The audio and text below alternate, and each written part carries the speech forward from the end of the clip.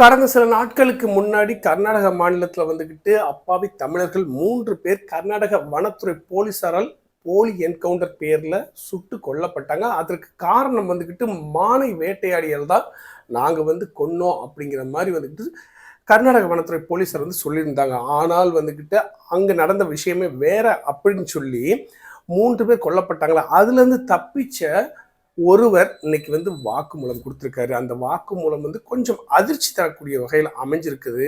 கொஞ்சம் பரபரப்பை ஏற்படுத்தியிருக்கு. அதோட முழு விஷயம் என்னவென்றால் 3 பேர் கொன்னாங்க இல்லையா? அதாவது கொல்லப்பட்டாங்க இல்லையா? கர்நாடக மாநிலத்தில அந்தோணி மற்றும் ஜான், அதுக்கப்புறம் சவேரி அப்படின்னு சொல்லி 3 பேர் கொல்லப்பட்டதுலேருந்து தப்பிச்சு வந்தவர் தான் மகிமைதாசன். அவர் இன்னைக்கு விசாரணை அதிகாரியான தினேஷ்குமார் மீனா அப்படிங்கிறவங்ககிட்ட அவர் வாக்குமூலம் கொடுத்துருக்காரு. அந்த வாக்குமூலத்தில் என்னன்னா, கண்டிப்பா எங்களுக்கு அன்னைக்கு சூழ்நிலையில எங்களுடைய மாடை காணவில்லை. அந்த மாடை தேடித்தான் நாங்க வனப்பகுதிக்கு போனோம்.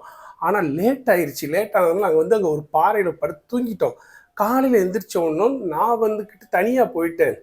காலை கடன் முடிக்கிறதுக்கோ இல்லை எதுக்கோ தனியா போயிருப்பார் போல. நான் தனியா இருந்தேன்.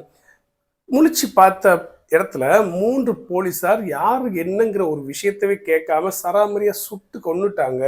அங்கேருந்து நான் தப்பிச்சிட்டேன். நான் இதை பற்றி சொல்றதுக்கு பயமா இருந்துச்சு. எங்கேயாவது போய் நான் போலீஸ் ஆஃபீஸர்கிட்ட சொன்னோம்னா கண்டிப்பா அவங்க என்னை கொன்றுவாங்கன்னு பயத்துல தான் இப்போ வரைக்கும் நான் வாக்குமூலம் கொடுக்காம இருந்தேன். ஆனால் இன்னைக்கு வாக்குமூலம் கொடுத்தது இப்படி ஒரு சம்பவம் தான் நடந்துச்சு. நாங்கள் மானை வேட்டையாடவில்லை. எங்ககிட்ட எந்த வித துப்பாக்கியோ கத்தியோ எந்த பொருட்களும் இல்லை அப்படிங்கிற மாதிரி வாக்குமூலம் கொடுத்துருக்காங்க.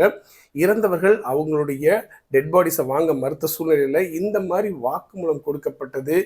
எப்படிப்பட்ட விஷயத்தை கர்நாடகத்தில் இருக்கக்கூடிய போலீஸார் மேலே வழக்கு பதிவு செய்வாங்களா இல்லையா, இல்லை உண்மையிலே போலீஸார் செஞ்சது தவறா, வனப்பகுதி போலீஸார் செஞ்சது தவறா அப்படிங்கிற விதியில் அடுத்தடுத்த கட்ட நடவடிக்கை கர்நாடகத்தின் முதல்வர் டி.கே. சிவகுமார் எடுப்பாராங்கிறது ஒரு மிகப்பெரிய கேள்விக்குறியா இருக்கு. இதை பற்றி அடுத்த தகவல் தான் கண்டிப்பா உங்ககிட்ட ஷேர் பண்றேன்.